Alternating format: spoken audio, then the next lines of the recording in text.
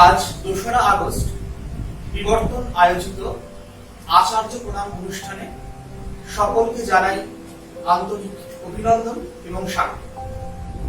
আমাদের আজকের অনুষ্ঠান শুরু হবে একটি উদ্বোধনী সঙ্গীতের মাধ্যমে। উদ্বোধনী সঙ্গীত পরিবেশন করবে বিবর্তনের সদস্য এবং সদস্যরা।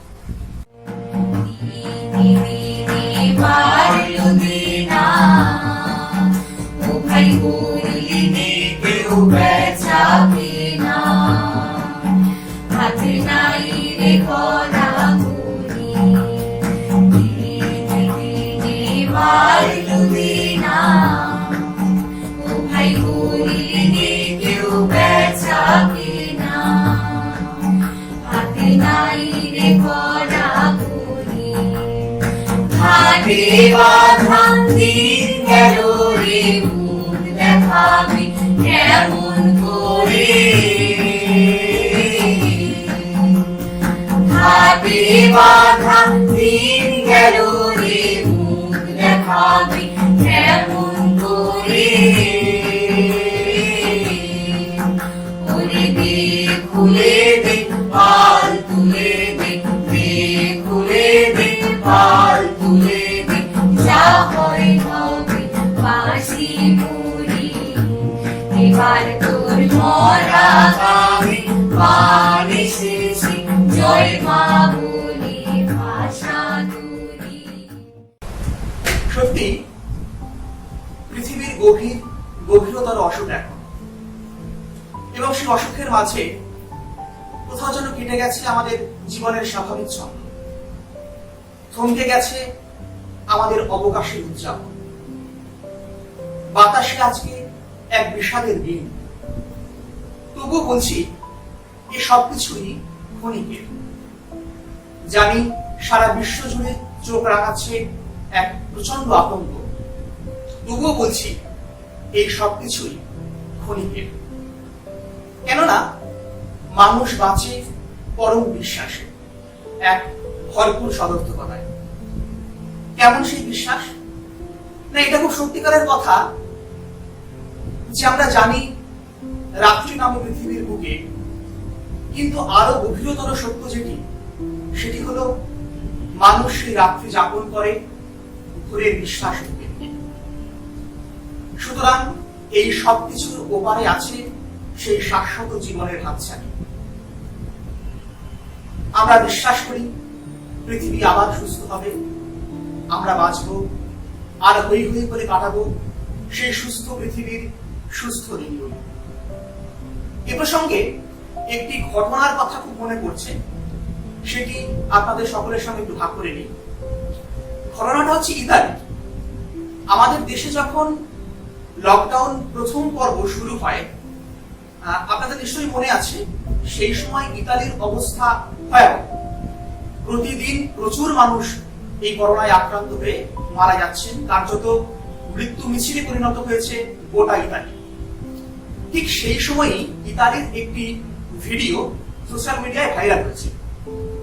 সেখানে আমরা দেখেছিলাম একদম জনমানব শূন্য ইতালির রাস্তা, খা করছে, মৃতবধ পড়ে আছে প্রত্যেকটা শহর। কিন্তু সেই রাস্তার দুই ধারে যে অ্যাপার্টমেন্ট গুলো আছে, সেই অ্যাপার্টমেন্ট গুলোর যে বাসিন্দা, তারা প্রায় অনেকেই ব্যালকনিতে বেরিয়ে এসে বিকেল বেলায় ভায়োলিন বাজাচ্ছেন, এবং সবাই কেউ শ্রোতা হিসেবে, কেউ ভায়োলিন বাদক হিসেবে সেই উদযাপনে অংশগ্রহণ করছিল। প্রসঙ্গত মনে পড়ে যায় বিখ্যাত সেই কবিতা in the time of breaking the নেশনের কথা। সত্যিই তো, যুদ্ধ লাগে পৃথিবীতে, মরক লাগে, মহামারীতে উজাড় হয় গ্রামের পর গ্রাম, মানুষের সভ্যতা বারে বারে সম্মুখীন হয় প্রচন্ড সংকটে। কিন্তু সেটাই শেষ কথা নয়, সেখান থেকে মানুষ ঠিক বেরিয়ে আসে, এবং আমরা জানি এই বেরিয়ে আসাটাই মানুষের জীবনের একটা অন্যতম, মানুষের সভ্যতার একটা অন্যতম বৈশিষ্ট্য। আমাদের মনে পড়বে সেই কনসেন্ট্রেশন ক্যাম্পের কথা, যেখানে প্রতি মুহূর্তে ছিল মৃত্যুর হাতছানি, কিন্তু সেই কনসেন্ট্রেশন ক্যাম্পেই তৈরি হয়েছিল সমস্ত কালজয়ী শিল্প, সাহিত্য, সংস্কৃতি, সুর, বাদ্যযন্ত্র ইত্যাদি। সুতরাং যেটা বলতে চাইছি, সংকট যতই গভীর হোক না কেন, মানুষের এই সাংস্কৃতিক যাপন কখনো থেমে যায় না। এতক্ষণ ধরে যে কথাটা আসলে বলার চেষ্টা করছি সেটা হলো এই, যে বিবর্তন একটি সাংস্কৃতিক সংগঠন। তার কাজ মানুষের মন নিয়ে। আমাদের মন কি করে আরো সুন্দর হয়, আমাদের মনন এবং চিন্তনের উৎকর্ষ সাধন কি করে সম্ভব, সেটাই বিবর্তনের কাজ। সুতরাং বিবর্তনের দায় আছে শত সংকটের মধ্যেও মানুষের এই সাংস্কৃতিক সংগ্রামকে জারি রাখা। এ প্রসঙ্গে বলি, লকডাউন যখন চলছিল, ঠিক সেই লকডাউনের মধ্যেই পয়লা বৈশাখ, রবীন্দ্র জয়ন্তী, নজরুল জয়ন্তী ইত্যাদি অনুষ্ঠানগুলো আমরা বিবর্তনের ফেসবুক গ্রুপে ভার্চুয়ালি পালন করেছিলাম। আজ আনলক পর্ব চলছে, সেই জন্য আমরা প্রতি বছরের মতো এবছরও 2রা আগস্ট আচার্য প্রফুল্লচন্দ্র রায়ের জন্মদিন পালনে উদ্যোগী হয়েছি। তবে স্বাভাবিকভাবেই আজকের অনুষ্ঠানটা একটু অন্যরকম, কেননা পরিস্থিতি পাল্টে গেছে, তাই বদলে গেছে আমাদের উদযাপনের আঙ্গিকটি। আজ আমাদের বিবর্তনের একেবারে আপন বৃত্তে যারা বিচরণ করেন, সেই রকম অল্প কিছু মানুষকে আমরা এখানে ডেকেছি এবং যথাযথভাবে শারীরিক দূরত্ব বিধি বজায় রেখে আমরা এই অনুষ্ঠানটি করব। এই অনুষ্ঠানটির একটি অন্যতম উদ্দেশ্য বিবর্তনের কর্ণধার মাননীয় তুষার গুহ মহাশয় আচার্য প্রফুল্লচন্দ্র রায়ের শিক্ষা, চিন্তা ও জীবন অবলম্বনে একটি গ্রন্থ রচনা করেছেন। তার দীর্ঘদিনের পড়াশোনা এবং পরিশ্রম আছে এর পিছনে, এবং পূর্ব পরিকল্পনা মাফিক এই লকডাউনের মধ্যেই তিনি বেশ কিছু বই লিখেছেন। তার মধ্যে একটি অন্যতম হলো এই বইটির নাম আচার্য অনাচার্য। সেই বইটি আজকের দিনে আনুষ্ঠানিকভাবে প্রকাশ হবে। খুব আনন্দের সঙ্গে জানাচ্ছি, এই বইটি আনুষ্ঠানিকভাবে প্রকাশ করার জন্য আমাদের মধ্যে উপস্থিত হয়েছেন উচ্চ মাধ্যমিক বিদ্যালয়ের প্রাক্তন প্রধান শিক্ষক মাননীয় শ্রী রণজিৎ কুমার হরি মহাশয়। তিনি আজকে আচার্য অনাচার্য শীর্ষক এই বইটি শুভ উদ্বোধনের মাধ্যমে আজকের অনুষ্ঠানটি নতুন করে প্রাণ পাবে।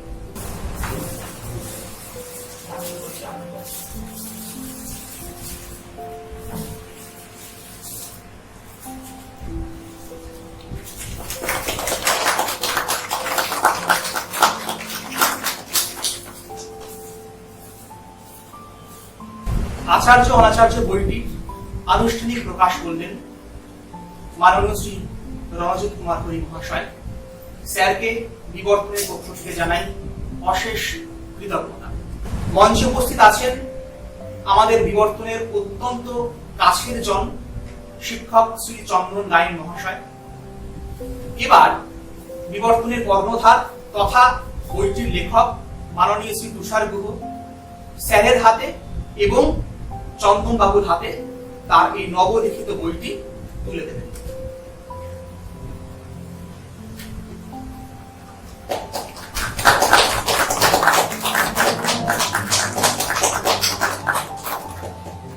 এবার আজকের দিনের তাৎপর্য সম্পর্কে কিছু বলার জন্য আহ্বান করছি মাননীয় শ্রী রণজিৎ কুমার হরি মহাশয়কে।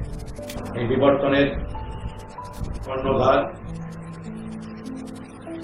মাননীয় শ্রী তুষার গুহ মহাশয় এই সুন্দর বইখানি তিনি রচনা করেছেন এই লকডাউন পিরিয়ডে। শুধু এই বইটি নয়, তার রচিত অনেক বই আমরা বিগত প্রায় 25 বছর ধরে পাচ্ছি। তার যে কর্মপ্রচেষ্টা সদস্যদের মনে অনেক উৎসাহ জুগিয়েছে, কর্মপ্রেরণা জুগিয়েছে ছাত্রদের মধ্যে। অর্থাৎ 19 শতাব্দীতে ভারতবর্ষে যারা জন্মগ্রহণ করেছিলেন, এই সময়টাকে বলা হয় রত্নগর্ভ। অসংখ্য মনীষী জন্মগ্রহণ করেছিলেন এই 19 শতাব্দীতে, আরো অনেকেই করেছিলেন। অর্থাৎ একটা পরিমণ্ডল পরাধীন ভারতবর্ষ থেকে মুক্ত হওয়ার জন্য যে পরিমণ্ডল দরকার হয়েছিল, সেটাই কিন্তু এই সময়ে এই যে পূর্ণ সব ব্যক্তিত্ব আমাদের মাঝে আবির্ভূত হয়েছিলেন এবং তাদের অনুপ্রেরণা, তাদের শিক্ষা দীক্ষায় আমরা অনুপ্রাণিত হয়েছি, এগুলো কিন্তু মনে রাখতেই হবে। বাবু এই বইটা লিখেছেন অত্যন্ত পরিশ্রম করে। তার প্রায় 20 বছর ধরে আচার্য প্রফুল্লচন্দ্র রায় সম্পর্কে তিনি গবেষণা করছেন, আমি যেটুকু জানি, কারণ প্রচুর বই তিনি পড়েছেন, পড়ে তিনি এটা জিস্ট আমাদের কাছে সামনে রেখেছেন এবং বর্তমান সময়ে কি করণীয়, যে আচার্য হিসেবে সেই আমরা জানি প্রাচীন যে আচার্য, যে তপবনে যে শিক্ষা হতো, শিষ্যদের শিক্ষা দিতেন আচার্যরা, মুনি ঋষিরা, তাদের কিভাবে তৈরি করতেন সেটা কিন্তু পরম্পরা ভাবে আচার্য প্রফুল্লচন্দ্র রায় কিন্তু সেটাকে দেখিয়েছিলেন। যিনি শিক্ষক হবেন তিনি সমাজের সব কিছুতেই অংশগ্রহণ করবেন না। আমি শিক্ষক আছি, আমি যাবো না, ও অন্যায় হচ্ছে ওখানে প্রতিবাদ করবো না, এটা কিন্তু ঠিক প্রতিবাদ করেছেন। বিরাগভাজন হয়েছেন ইংরেজ সরকারে, তবুও বঙ্গভঙ্গ আন্দোলনে সেই সময় রবীন্দ্রনাথ যেভাবে পথে নেমেছিলেন, উনি নামতে পারেননি। সেই সময় তিনি শিক্ষকতা করেন প্রেসিডেন্সি বিশ্ববিদ্যালয়ে, তার বাধ্যবাধকতা ছিল যেহেতু তিনি সরকারি চাকরি করেন। যাই হোক, তবুও তিনি এই পর্যায়ে এসে যেটুকু যা করার তার সাধ্য ছিল তার চাইতে বেশি করেছেন।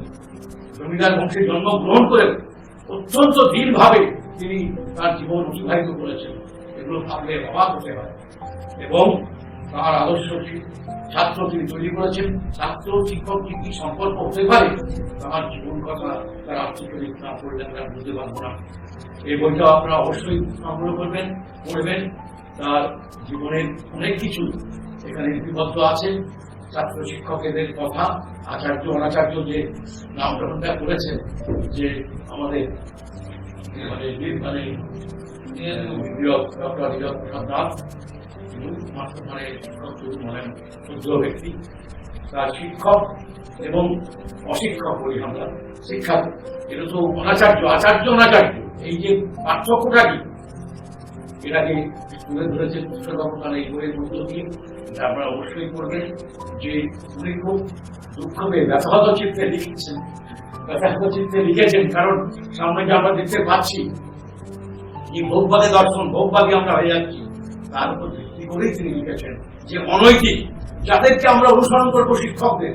আমি আগেই বলেছি, বাবা মার পরেই আমরা অনুসরণ করি সমাজের ধনী ব্যক্তিকে না, আমরা করি স্কুল, প্রাইমারি স্কুল হোক, হাই স্কুল হোক, কলেজের শিক্ষকরা দু একজন অনুপ্রাণিত করেন, ইউনিভার্সিটি শিক্ষকরা করেন, কিন্তু তারা তো স্বল্প সময়ের জন্য সবচেয়ে বেশি করেন এই হাই স্কুলে, 5 to 12 যেখানে পড়া হয়।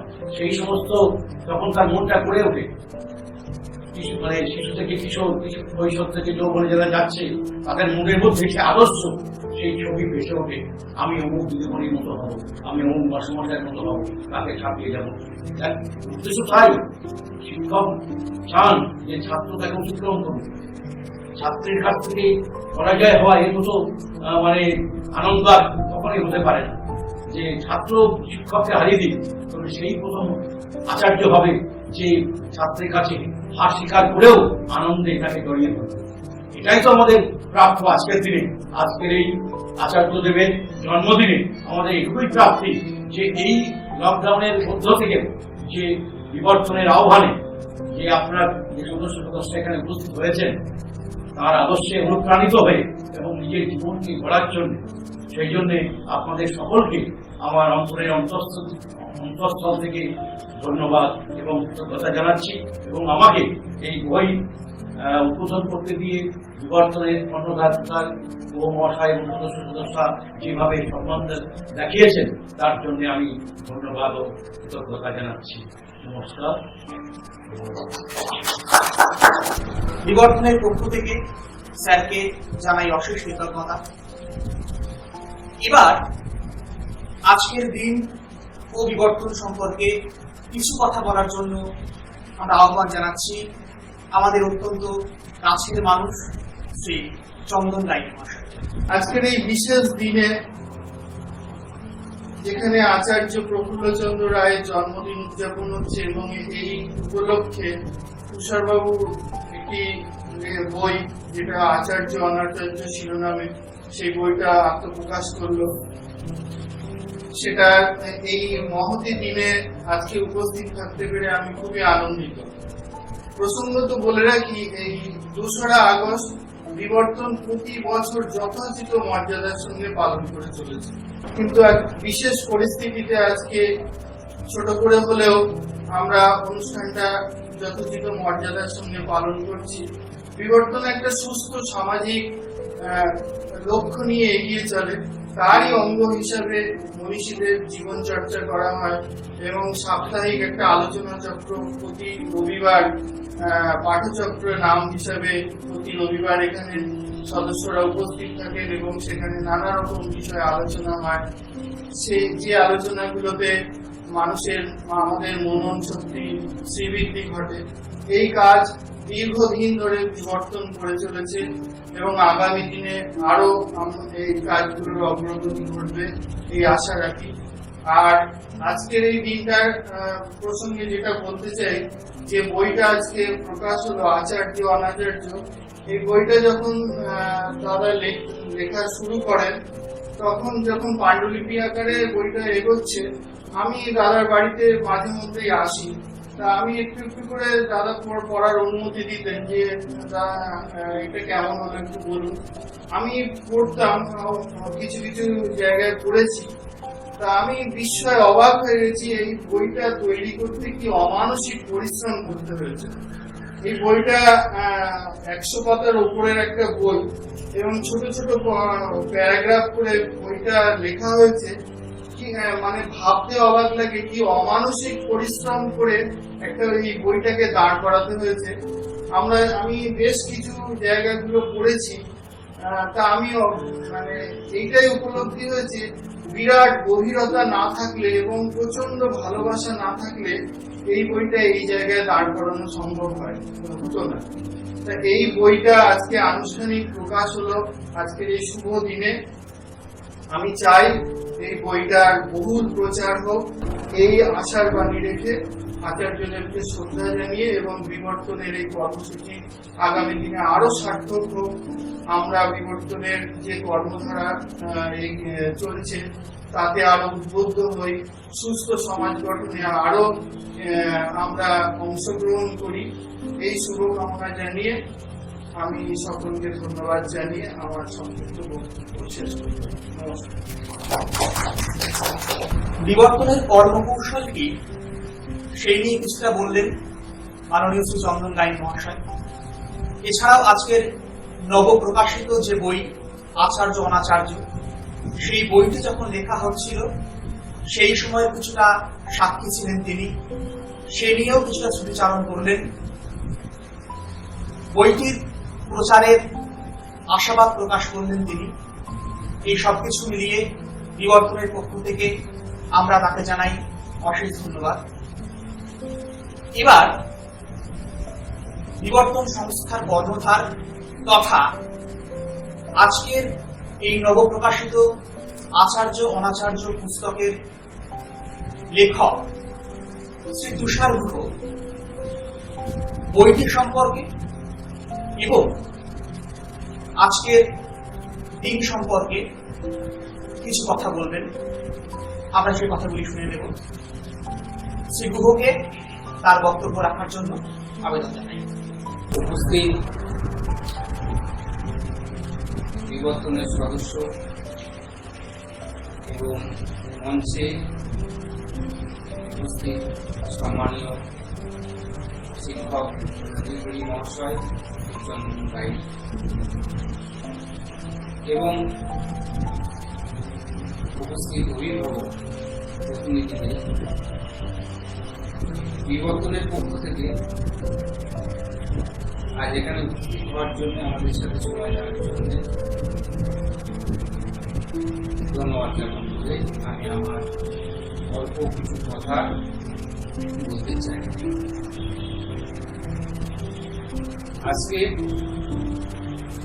দিনটি সম্পর্কে বলা অবশ্যই প্রয়োজন। ইতিপূর্বে সমস্ত বক্তাই সেটা উল্লেখ করেছে যে আমরা 2রা আগস্ট আমাদের সংগঠনের 36 বছর বয়স হলো। এই প্রত্যেকটি বছরে এই দিনটি বিশেষভাবে আমরা উদযাপন করি, খুব গুরুত্ব সহকারে।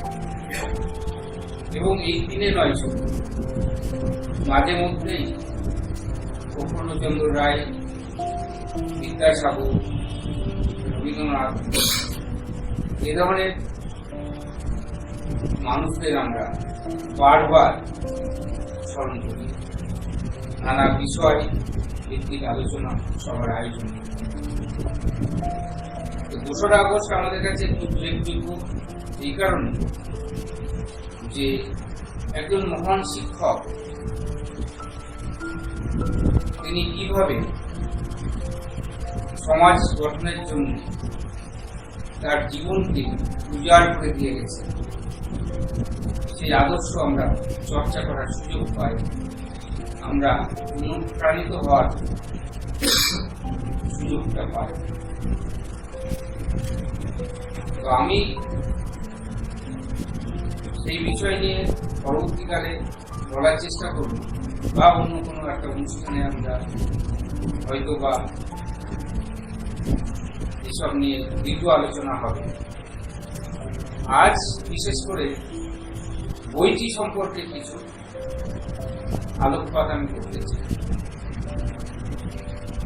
যে বইটি আমি লিখেছি এটা দীর্ঘদিনের প্রচেষ্টার ফল। এটা যারা লেখেন বা যারা মন দিয়ে পড়েন তারা বোঝেন যে অনেক পরিশ্রম করে একটা ধারণাকে দাঁড় করাতে হয়, একটা মতকে দাঁড় করাতে হয়।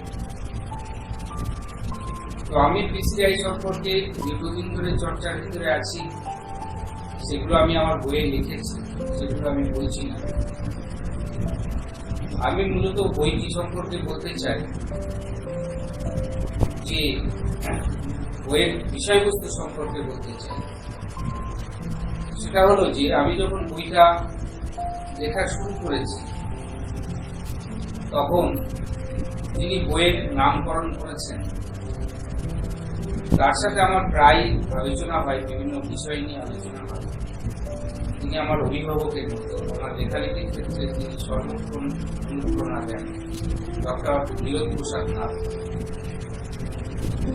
আজকে তিনি থাকলে হয়তো আমাদের খুবই ভালো লাগতো। তো তার সাথে আলোচনা প্রসঙ্গে নানা কথার ভিতর দিয়ে এটা উঠে আসলো যে লেখাটার বিষয়বস্তু এই আচার্য অনাচার্য এরকম হলেই বোধহয় ভালো হয়। মানে শুধুমাত্র একজন শিক্ষককে সেকালের প্রেক্ষাপটে দাঁড় করিয়ে তার যে ত্যাগ বা একজন প্রকৃত শিক্ষক হিসাবে তার যে ভূমিকা সেটা তুলে ধরা তো জরুরি, কিন্তু আজকের প্রেক্ষাপটে তার গুরুত্ব যদি বোঝাতে হয় তাহলে বইয়ের নামকরণটা এরকম হওয়া উচিত। এরকম হওয়াটাই বাঞ্ছনীয়। উনি আমাকে এই কথা বললেন তার আলাপ আলোচনার মধ্যে দিয়ে, তুষার তুমি এইভাবে ভাবো। এই গ্রন্থের ভেতরে আমি যে চ্যাপ্টারগুলো, যে অধ্যায়গুলো আমি যুক্ত করেছি সেটা মূলত আমার লেখাকে স্পষ্ট করার জন্য। আমার যে উদ্দেশ্য যে একজন আচার্য কেমন হওয়া উচিত, কিভাবে একজন আচার্য হয়ে ওঠেন, তার একটা সুদীর্ঘ লড়াই, সংগ্রাম, ত্যাগ থাকতে হয়, সেটা আমি তুলে ধরার চেষ্টা করেছি। আর পাশাপাশি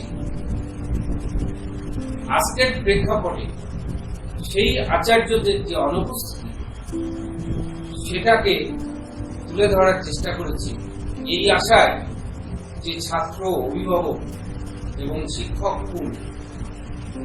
যাতে সেটা উপলব্ধি করতে পারেন এবং তার তার নিজস্ব ভূমিকা নিয়ে তারা চলতে পারে। সেই জন্যে সেইভাবে আমি কতগুলো চ্যাপ্টারে ভাগ করে নিয়েছি। এখানে আমি দেখানোর চেষ্টা করেছি আচার্য প্রফুল্লচন্দ্র রায় কিভাবে একজন প্রকৃত আচার্য হয়ে উঠলেন, যাকে রবীন্দ্রনাথ বললেন যে আমার দেখা মাত্র একজন শিক্ষক, তিনি প্রফুল্লচন্দ্র রায়। সেকালে বাংলার শিক্ষক বলতে তিনি একজনকে বুঝতেন। রবীন্দ্রনাথের মতো মানুষদের যিনি এভাবে আকর্ষিত করেছেন, সেই শিক্ষক তিনি কিভাবে গড়ে উঠলেন? সে কি তার শুধুমাত্র শিক্ষকগত যোগ্যতার উপর দিয়ে? আমি সেটা দেখানোর চেষ্টা করলাম যে সুদীর্ঘ লড়াইয়ের মধ্য দিয়ে আচার্য রায় একজন ঐতিহাসিক চরিত্রে পরিণত হলেন। সেই সুদূর অতীত থেকে, শৈশব থেকে তার লড়াই, তার পরিবারের মধ্যে, পরিবারের সাথে, পরিবারের অনুপ্রেরণায় তার যে লড়াই শুরু হয়েছিল সেটা ক্রমশ পরিণতি লাভ করেছে। যত দিন এগিয়েছে তত তিনি একজন শ্রেষ্ঠ মানুষ থেকে শ্রেষ্ঠতর মানুষের পরিণত হয়েছে। এই ছোটবেলা থেকেই তার সংগ্রাম, আমি সেটাকে তুলে ধরার চেষ্টা করেছি কিভাবে একজন ছাত্র প্রকৃত মানুষ হিসেবে গড়ে উঠতে পারে, কি লড়াইয়ের ভিত্তিতে একজন ছাত্রকে তার জীবন শুরু করতে হয়, এবং সেখানে তার শিক্ষক, তার পিতামাতার, তার নিকটজনদের কি ভূমিকা থাকে, কি থাকা বাঞ্ছনীয়, সেগুলো আমি দেখানোর চেষ্টা করেছি, যেগুলো প্রফুল্লচন্দ্র রায়কে একজন প্রকৃত মানুষ, প্রকৃত শিক্ষক হিসাবে হয়ে ওঠার জন্য যথেষ্ট ভূমিকা নিয়েছিল। তারপর আমি দেখানোর চেষ্টা করেছি একজন শিক্ষক শুধুমাত্রই তার যোগ্যতা, তার কোয়ালিফিকেশনের একাডেমিক যোগ্যতা জোরে শিক্ষক হয়ে উঠতে পারেন না। প্রফুল্লচন্দ্র রায় বলেছেন নীতি নৈতিকতা, মূল্যবোধ, মনুষ্যত্বের শিক্ষাই হচ্ছে শিক্ষা। বই পড়ে, কিতাব মুখস্থ করে শিক্ষিত হওয়া যায় না। শিক্ষা অর্থ আরো গভীর। তো সেই শিক্ষা তিনি কিভাবে লাভ করলেন তার জীবন সংগ্রামের মধ্য দিয়ে, সেটা আমি দেখানোর চেষ্টা করেছি। যে একজন শিক্ষককে উনি বলেছেন যে ছাত্রর থেকে বেশি পড়াশোনা করতে হয়। উনি বলেছেন যে আমি চিরকালই ছাত্র ছিলাম, আমি কখনো আমার ছাত্র জীবন কখনো চলে যায়নি, চলে গেছে বলে আমি মনে করি। শেষ বয়স পর্যন্ত তিনি একজন নিষ্ঠাবান ছাত্রের মতো পড়াশোনা করেছেন। তিনি প্রতিদিন বেশ কয়েক ঘন্টা নিয়মিত পড়াশোনার অভ্যাসটা রেখেছিলেন। তো একজন শিক্ষক হতে গেলে যে জ্ঞান চর্চার ভিতরে থাকতে হয়, একজন শিক্ষক হতে গেলে, একজন শিক্ষক মানে একটা মানুষ গড়া, এটা পৃথিবীর সবচেয়ে কঠিন কাজ। মানুষ মানে মনুষ্যত্ব, বিবেক নিয়ে যে মানুষ, শিক্ষা দীক্ষা নিয়ে যে মানুষ, সেই মানুষ গড়ার কাজটাই হচ্ছে এই জগতের সবচেয়ে কঠিন কাজ। সেই কঠিন কাজটা যারা করেন তাদের শিক্ষক বলা হয়, শিক্ষকদের মানুষ গড়ার কারিগর বলা হয়। তো যিনি মানুষ গড়বেন তাকে তো আগে মানুষ হতে হবে। তাই মানুষ হওয়ার জন্য সংগ্রাম দরকার। মানুষ হতে গেলে বই পড়ে হয় না, মানুষ হতে গেলে দীর্ঘ লড়াইয়ের মধ্যে দিয়ে আসতে হয়। প্রফুল্লচন্দ্র রায় সেই লড়াই করেছেন, যে লড়াই তার শৈশব থেকে শুরু হয়েছিল, একেবারে জীবনের শেষ প্রান্ত অবধি সে লড়াই তিনি জারি রেখেছেন। আমি সেটা দেখানোর চেষ্টা করেছি যে একজন প্রকৃত শিক্ষক যিনি মানুষ গড়বেন, তার তো মানুষের জন্য হৃদয় কাঁদবে, তার ভিতরে একটা আকুতি থাকবে, একটা বেদনা থাকবে, একটা গড়ে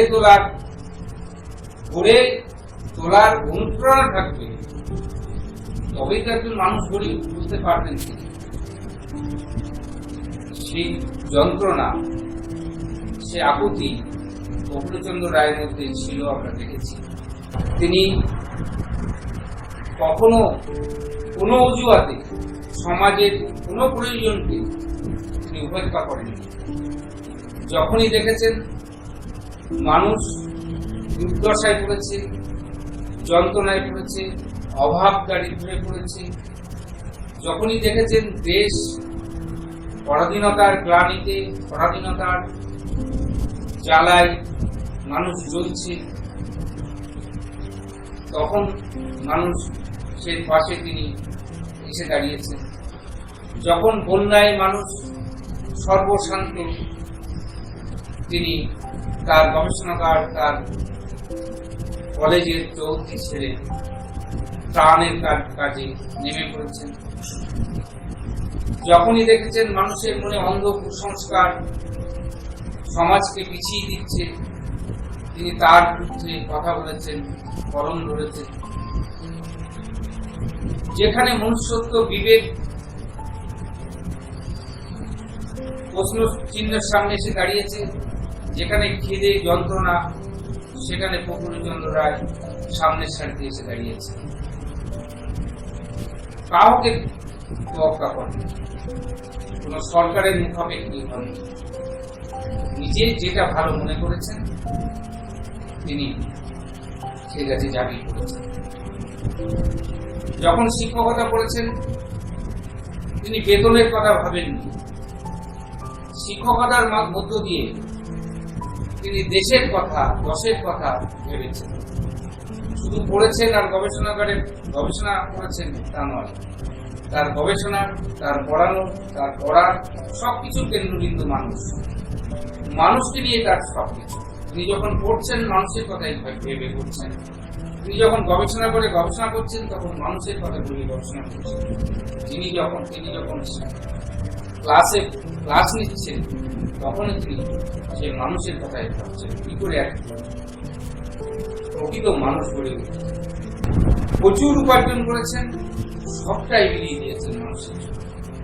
নিজে কিছু উপভোগ করেন, নিজে কিছু ভোগ করতে চান। সামান্য পোশাক, যতটুকু না হলে নয়, সামান্য খাবার তিনি শুতেন খাটিয়ায়। মেয়েরা যে পোশাক পরত তিনিও সেই পোশাক পরতেন। পোশাকে আলাদা করে চেনা যেত না কার কি যোগ্যতা। এই নিয়ে অনেক কাহিনী, অনেক মজার কাহিনী তার ছাত্ররা তাদের স্মৃতিকথায় লিখেছে। মানে পোশাক পরিচ্ছদেও তার কোনো মন ছিল না, খাদ্যদ্রব্য মন ছিল না, সম্মান যে খেতাবের প্রতি তার কোনো মোহ ছিল না, উপার্জিত অর্থের প্রতি কোনো মোহ ছিল না। লক্ষ লক্ষ টাকা উজাড় করে দিয়েছে। যে বেঙ্গল কেমিক্যাল গড়ে তুলেছিলেন তার যে লভ্যাংশ টাকা তিনি তার কর্মচারীদের দিতেন, বলতেন ওরা আনন্দ করবে, ওরা পরিশ্রম করছে ওদের। তিনি ছাত্রদের তার কাছে রেখে পড়াতেন, তাদের সমস্ত ভরণ পোষণ দায়িত্ব তিনি নিতেন। ছাত্র শিক্ষক সম্পর্ক একটা কিংবদন্তিতে পরিণত হয়েছিল তার সময়। ছাত্রকে তিনি কতটা ভালোবাসতেন তার প্রচুর নজির তিনি রেখে গেছেন তার জীবন নিয়ে। তিনি আমন্ত্রিত হয়ে কোথাও খেতে গেলে এর সাথে টিফিন ক্রিয়া নিয়ে যেতেন, তার সাথে থাকা ছাত্রদের জন্য টিফিন ক্রিয়া করে খাবার নিয়ে আসতেন।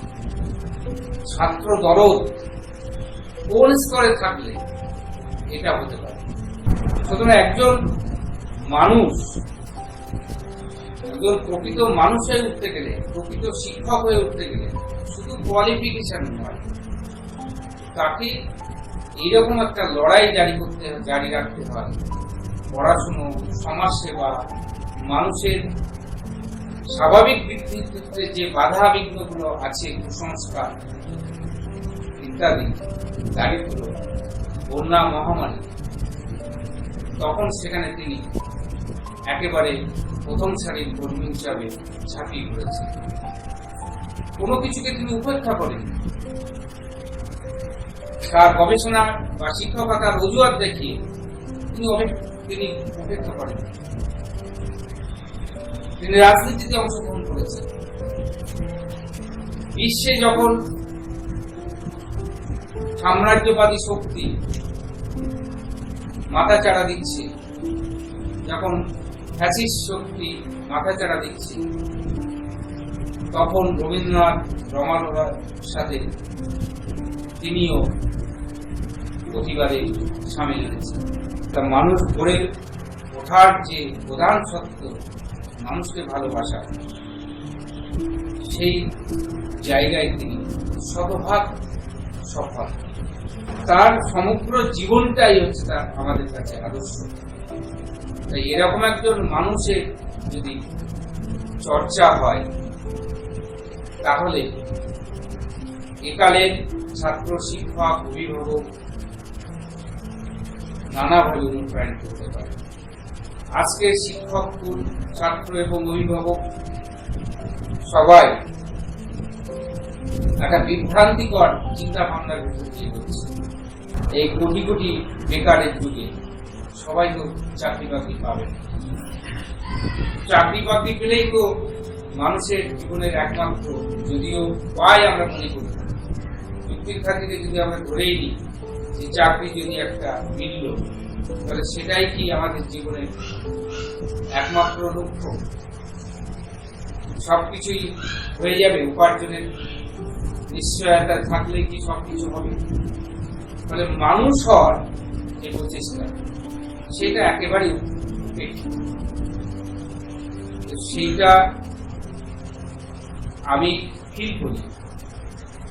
আমি যেহেতু ছাত্র, শিক্ষক, অভিভাবকদের নিয়ে প্রায় সময় চলি, বহুদিন ধরে, আজ প্রায় 4 দশক ধরে আমি ছাত্র এবং অভিভাবক বিশেষ করে তাদের সাথে দিনের অনেকটা সময় কাটাই, এবং শিক্ষকদেরও সাথে আমার অনেক পরিচয়, অনেক সময় কাটানোর সুযোগ হয়েছে। তো আমি দেখেছি যে তারা সবাই দায়িত্বশীল নন, তা না, তারা অবশ্যই দায়িত্বশীল। অনেক ছাত্রছাত্রী পড়াশোনার প্রতি দায়িত্বশীল, অভিভাবকরা তাদের জীবন পাঠ করছেন সন্তানের মানুষ করার জন্য, দিবারাত্র পরিশ্রম করছেন, সমস্ত কিছুর জোগান নিয়ে যাচ্ছেন। শিক্ষকরাও সবাই ফাঁকি দেন তা না, বেশিরভাগ শিক্ষকরাই স্কুলে ক্লাস নিতে চান।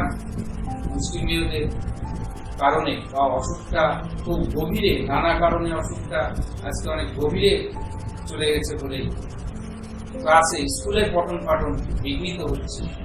সেখানে সব শিক্ষক দায়ী নয়, সব ছাত্র দায়ী নয়, বা পরিকাঠামো দায়ী নয়।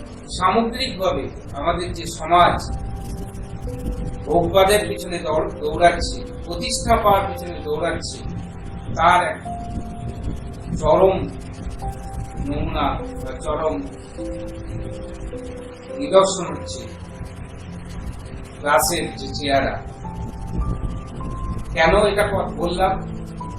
যে অভিভাবকরা চাইছেন ছাত্ররা ভালো রেজাল্ট করুক, তো তারা গৃহ শিক্ষকের কাছে দৌড়চ্ছে। গৃহ শিক্ষকের কাছে একটা সাবজেক্টের পেছনে 2-3 করে শিক্ষক লাগানো হয়েছে। 24 ঘন্টা তো আর 26 ঘন্টা হবে না, 7 দিন তো 8 দিন হবে না, কিন্তু শিক্ষকের সংখ্যা বাড়ছে।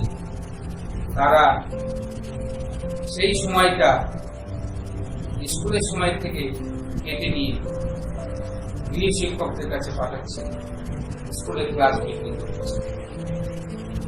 তারা মনে করছে যেভাবে তার নাম্বার বাড়বে, ভালো রেজাল্ট করবে, না হলে দাঁড়াতে পারবে না, পরবর্তী ক্লাসে সে দাঁড়াতে পারবে না, ভালো সুযোগ পাবে না, প্রতিযোগিতায় সে ঘটে যাবে। অভিভাবকরা সেটা করছে। অনেক স্কুল শিক্ষক তারাও এটা করছে, সেটা মনে করছেন ঠিক আছে।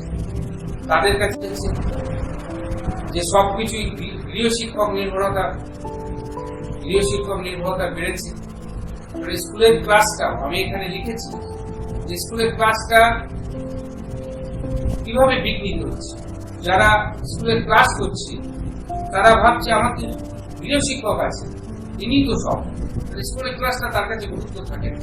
যিনি ক্লাস নিচ্ছেন শতভাগ এনার্জি নিয়ে, তিনি সামনে দেখছেন চঞ্চল ছাত্র। প্রথমত সবাই আসেনি, একটা বিরাট সংখ্যক অনুপস্থিত। তারপরে যারা এসেছে তাদের ভিতরে তার ক্লাসের প্রতি মনোনিবেশ নেই, তার পাঠদানের প্রতি মনোনিবেশ নেই। স্বাভাবিকভাবে তারা উৎসাহ হারাচ্ছে, যারা প্রকৃত শিক্ষক আছেন তারা উৎসাহ হারাচ্ছে। ফলে এই যে সিস্টেমটা তৈরি হয়েছে, প্রাইভেট শিক্ষকতা, গৃহ শিক্ষক নির্ভর যে পড়াশোনা, এবং এটাকে প্রমোট করছে সংবাদ মাধ্যম। যারা ভালো রেজাল্ট করছে তাদের সামনে তুলে ধরা হচ্ছে তাদের কজন শিক্ষক ছিল, তারা কি নোট বই মুখস্থ করত।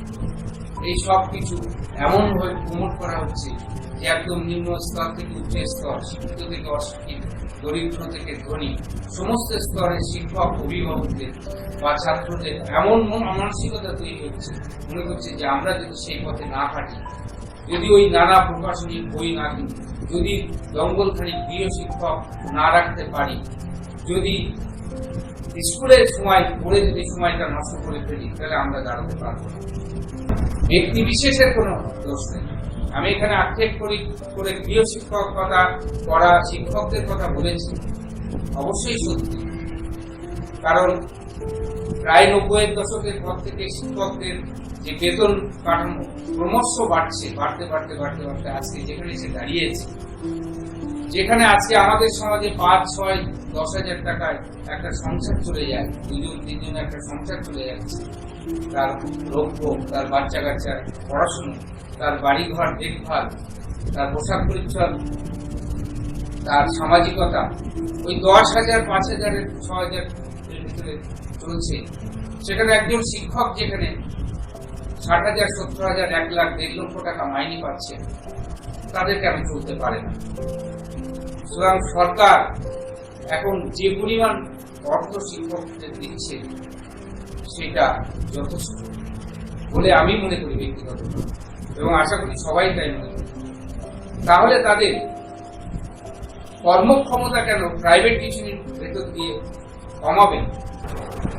তো শিক্ষকদের আজকে বলা ওয়েল পেইড, স্বাভাবিকভাবেই আগে শিক্ষকদের মেয়ের বাবারা মেয়ে দিতে চাইতো না, কারণ শিক্ষকরা যে বেতন পেত তাতে তাদের সংসার চলত না। তার 90-এর দশক পর্যন্ত যারা প্রাইভেট টিউশন করেছে তার সঙ্গত কারণ ছিল। 3,000, 4,000, 5,000 টাকা বেতন পেতে তারা। আর আজ ক্রমশ বাড়ছে, আর ক্রমশ তাদের দায়িত্বহীন হয়ে যাচ্ছে। এই চেহারাটা সচেতন মানুষ হিসাবে কারোরই ভালো লাগবে না। আমি এটা প্রত্যক্ষ করছি, আমি 4 দশক ধরে শিক্ষকতা করছি।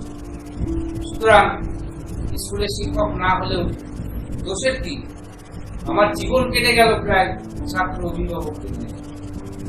সুতরাং আমি আশা করি যে ছাত্র আমার কাছে পড়তে এসছে সেই জন্য আমাকে রেসপেক্ট করে, আমার কথা যেন মূল্য দেয়, আমার কথা শুনে যেন সে চলার চেষ্টা করে। সে যখন শিক্ষকদের আরেকজন শিক্ষকদের দুর্নাম করে তখন আমাদেরও খারাপ লাগে, গায়ে লাগে, মাঝে মাঝে মনে হয় আমি শিক্ষক এই পরিচয় বোধহয় দেওয়াটাই আর ঠিক হচ্ছে। এখন মানুষ বলেন যে শিক্ষকদের সহজে চেনা যায়, কারণ তারা সমাজে সবচেয়ে বেশি গা বাঁচিয়ে চলে। তারা সমাজ যে চতুর্দিকে কি হচ্ছে সেগুলো তারা ভ্রুক্ষেপ করেন, তারা উপার্জন করেন এবং সংসারের ভিতরে নিজের জনের ভেতরে তারা সেগুলো উপভোগ করে। সমাজ গোল্লাই যাক, তাদের যা আসে না। বেশিরভাগ শিক্ষকদের এই দশা। সুতরাং শিক্ষক হিসাবে এটা আমাকে যন্ত্রণা দেয়, কারণ আমার গায়ে লাগে। সেই জন্য আমি এই গ্রন্থে চেষ্টা করেছি যে আচার্য অনাচার্য সবাইকে আচার্য বলতে হবে না। আচার্য নামের একটা মাধুর্য আছে, যে মাধুর্যের নমুনা দেখিয়েছেন বিদ্যাসাগর এবং আমাদের প্রফুল্লচন্দ্র রায়রা। তো উদাহরণ আছে আমাদের সামনে, সেই উদাহরণ আজকে শিক্ষকরা মনে রাখেন না। একজন শিক্ষকের, মহান শিক্ষকের জন্মদিন পার হয়ে যায়, শিক্ষকরা তার খেয়াল করেন। বিদ্যাসাগরের জন্মদিন পালন হয়ে যায়, শিক্ষকরা স্মরণ করেন। প্রফুল্লচন্দ্র রায়ের জন্মদিন পালন হয়ে যায়, শিক্ষকরা স্মরণ করেন না। তাদের দায়িত্ব প্রফুল্লচন্দ্র রায়কে উজ্জীবিত রাখা, শিক্ষকদের বড় দায়িত্ব। ইসরায়েল দুঃখ করে অভিভাবকদের উদ্দেশ্যে বলেছেন মার্ডারার অফ বয়েজ। বলছেন অভিভাবকরা ছাত্রদের পিছনে শিক্ষক লেলিয়ে দিচ্ছে, লেলিয়ে শব্দটা ব্যবহার করেছেন। শিক্ষক লেলিয়ে দিচ্ছে দিয়ে তাদের সমস্ত যে পড়াশোনার বা যে অনুসন্ধিৎসা, যে উদ্যম, সেগুলোকে ধ্বংস করে দিচ্ছে। তাদের মার্ডারার অফ ভয়েস, অভিভাবকদের মার্ডারার অফ ভয়েস করেছে। যাই হোক, এই বইয়ের লেখার বা এক শ্রেণীর শিক্ষকদের বিরুদ্ধে আমার অভিযোগ বা আক্ষেপ থাকাটাই বাঞ্ছনীয়, কারণ যে দৃশ্যগুলো দীর্ঘ 4 দশক ধরে আমি দেখতে দেখতে অভ্যস্ত হয়ে গেছি, তার পরিপ্রেক্ষিতে এবং প্রফুল্লচন্দ্র রায় বিদ্যাসাগরের জীবন বৃত্তান্ত আমি অল্প বিস্তার চর্চা করি এবং আমার হৃদয়ে সেগুলো জায়গা রেখেছি, অনুসরণ করার চেষ্টা করি, মনে রাখার চেষ্টা করি। সুতরাং যার মননে বিদ্যাসাগর আছে, প্রফুল্লচন্দ্র রায় আছে, সেই মন কি করে আজকে এই শিক্ষকদের মেনে নিতে পারে? স্বাভাবিকভাবেই একটা অভিমান হোক, আক্ষেপ হোক বা দাবি থেকে হোক, এই বইটা আমি লিখেছি যে আচার্য অনেক মাধুর্যপূর্ণ শব্দ, যার ভিতরে থাকবে ভালোবাসা, মনুষ্যত্ব, বিবেক, কর্মচাঞ্চল্য, ত্যাগ। তিনি একজন আচার্য হয়ে উঠতে পারেন এবং জ্ঞান, অভিমান, তিনি একজন আচার্য হয়ে উঠতে পারেন। আচার্য হয়ে উঠতে গেলে তার লড়াই চাই, সেই মননশীলতা চর্চা করতে হয়। আকাশ থেকে পড়ে না, মানুষ আকাশ থেকে বড় মনের মানুষ হয়ে জন্মগ্রহণ করে। সেই বড় মনের অধিকারী হতে গেলে অনুশীলন করতে হয়, যে অনুশীলন প্রফুল্লচন্দ্র রায়রা করেছেন, যে উদাহরণ সৃষ্টি করে গেছেন আমাদের বাংলায়। আমরা সৌভাগ্যবান যে আমরা এমন মানুষদের পেয়েছি যাদের একটু চর্চা করলে, যাদের জীবন ও সাধনা একটু অনুশীলন করলে আমাদের ভিতরে যে পিছিয়ে পড়া চিন্তা, যে লোভ লালসা, ভোগবাদ, সময়ের যে বিপদ বা খারাপ দিকগুলো আমাদেরকে আক্রান্ত করছে, সেগুলো থেকে আমরা নিজেদের রক্ষা করতে পারি। কিন্তু আমরা এতটাই বোকা, নির্বোধ যে হাতের কাছে এমন একটা সম্পদ থাকতেও আমরা তাকে স্পর্শ করার বা চর্চা করার বা হৃদয়ে জায়গা করার কোন রকম প্রচেষ্টা নিচ্ছি না। তো বিবর্তন দীর্ঘ 36 বছর ধরে তাকে এইভাবে স্মরণ করার চেষ্টা করছে।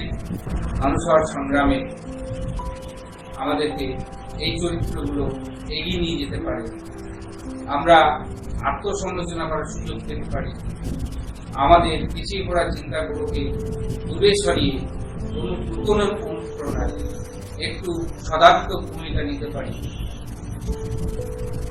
তো সেই জন্য আমরা সবসময় এই মানুষগুলোকে স্মরণ করার উদ্দেশ্যই হচ্ছে সবার ভিতরে একটু উস্কে দেওয়া, একটু জাগিয়ে তোলা, যে সবাই একটু ভাবুক, ভাবার সুযোগ পাক। সেই জন্য আমরা এত গুরুত্ব দিয়ে এই মানুষগুলোর জীবন চর্চা করি।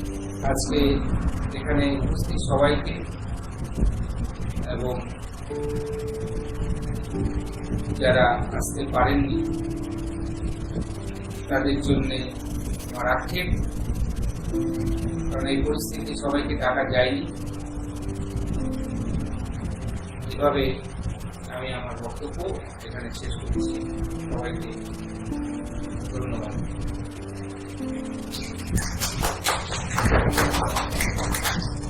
যে বইটি আজকে প্রকাশিত হলো আচার্য অনাচার্য, সেই বইটি সম্পর্কে এতক্ষণ ধরে বললেন স্বয়ং লেখক শ্রী তুষার গুহ।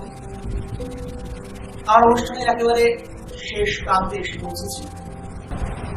আরেকটি কথা বলতে হয়, আজকের দিনের প্রসঙ্গে, এই বইটির প্রসঙ্গে, বিবর্তনের এই উদযাপন প্রসঙ্গে, সেটি হলো শিক্ষক তো কোনো একটি মানুষের বিচ্ছিন্ন সত্তা হতে পারে না। মানুষ হিসেবে তিনি যেমন হবেন, শিক্ষক হিসেবেও তিনি তেমনই হবেন। আজকের সামগ্রিক আলোচনায় বারবার উঠে এসেছে এই কথা যে মানুষ হিসেবে আচার্য প্রফুল্লচন্দ্র রায় একজন মহান মানুষ ছিলেন, আর সেই জন্যেই তিনি আচার্য হয়ে উঠেছেন। বিবর্তন সারা বছর ধরে যে বিপুল কর্মরাশির মধ্যে নিজেকে ব্যাপৃত রাখে, তার মধ্যে একটি অন্যতম হল দেশ বিদেশের মহাপুরুষদের জীবন ও সৃষ্টি চর্চা করা। কারণ আমরা বিশ্বাস করি, মানুষ হতে গেলে যারা মহান মানুষ হয়েছেন, অর্থাৎ মহাপ্রাণ মহাজন যে পথে করে গমন, সেই পথে যদি আমরা হেঁটে যেতে পারি, তাহলেও মানুষ হওয়ার সংগ্রামে আমরা সফল হতে পারব। বিবর্তন তাই তার এই মানুষ হওয়ার সংগ্রাম জারি রাখবে, কেননা বিবর্তন বিশ্বাস করে এই পথেই পৃথিবীর প্রবণমুক্তি হবে। আজ এখানেই শেষ করলাম। সকলে ভালো থাকবেন, সুস্থ থাকবেন। ধন্যবাদ, নমস্কার, শুভরাত্রি।